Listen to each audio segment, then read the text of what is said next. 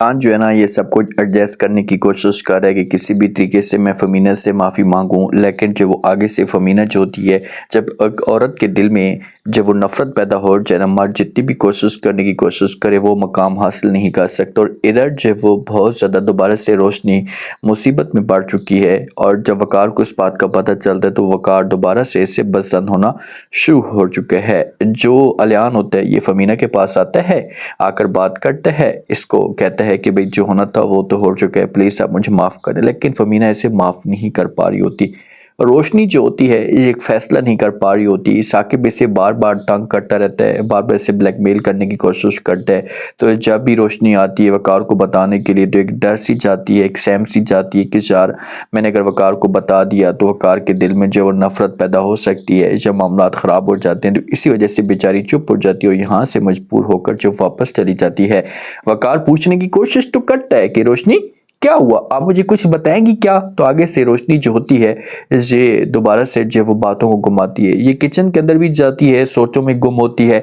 इसके दिमाग में अजीब तरह के ख्यालात चाह रहे होते हैं कि दोबारा से ज़िंदगी ने मुझे जो वो उस मुकाम पर लाकर खड़ा कर दिया जिस मुकाम से मैं जान छुड़वाना चाहती थी, ऐसे हमेशा के लिए निकलना चाहती थी। अब मुझे समझ नहीं आती कि मैं क्या करूं। अलियान जब माफ़ी मांगते फ़मीना से, फ़मीना को कहते हैं कि प्लीज़ जो होना था वो तो हो चुका है, मुझे माफ़ कर दे। लेकिन फ़मीना आगे से इनकार कर देती है और कहती है कि जो माजी होता है ना, ये कच्ची पेंसिल से, ये कच्ची जो वो डॉट से नहीं लिखा जाता। ये एक माजी जो है वो ऐसा पत्थर के ऊपर लिखा हुआ होता है जो इतनी आसानी के साथ नहीं मिटता।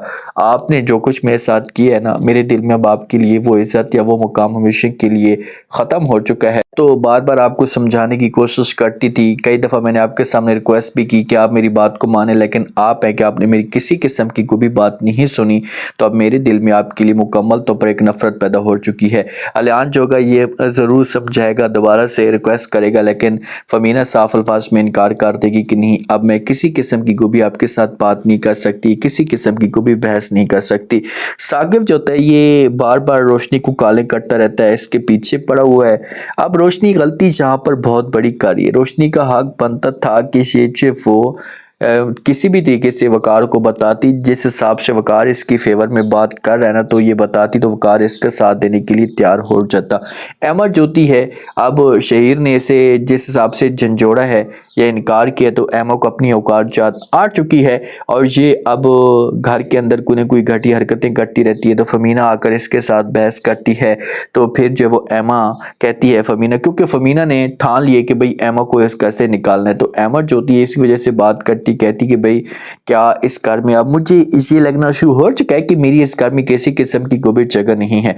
तो फ़मीना बोलेगी कि जी बिल्कुल, आपकी इस घर में किसी किस्म की कोई भी जगह नहीं है, बेहतर यही होगा कि आप जब वो यहाँ से चली जाएं, चुपचाप किसी के साथ शादी कर लें। ये रोशनी को भी कहती, तो रोशनी जो है वो टाइम मांगती कि आप लोग मुझे टाइम दे दें।